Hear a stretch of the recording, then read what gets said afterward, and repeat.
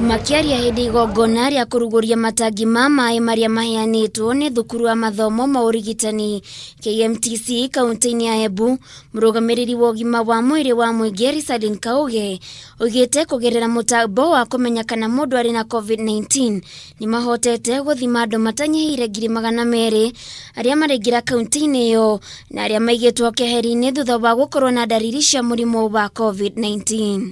Niturikitie kuthima andu 196 that is 196,000 na nirenda kuga kwi andu acio nthe karibu 200 gutire wanayo umwe uroneka na murimu wa corona na nturacokia ngatho. Kauge oigite ni matumite ithimi cia andu 15 kuri ceceni ya guthima mirimu ya influenza center niguo cithuthurio kana ire na dariri cia murimu uyu wa COVID-19.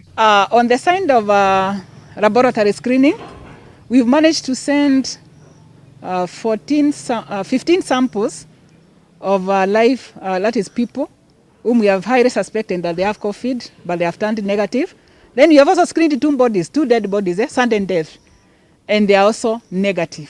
That brings a total of 16 specimens for Embu County which have turned negative.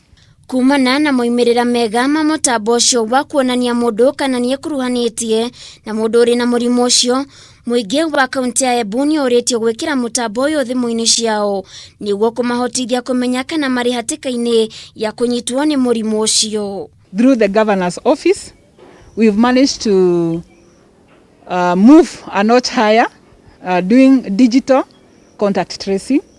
We have an app, Embu E App, and I want to encourage each one of you to download that from your Play Store, because the minute we get, for example, if we got a case in MTC, we shall know who is at risk or who contacted this case through your mobile numbers.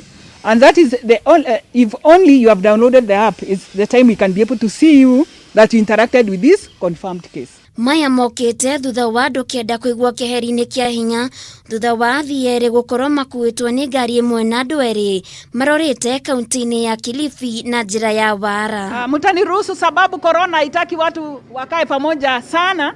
Handu-ini Hakameme TV geto waithira wa kihara. Governor Martin Wambora,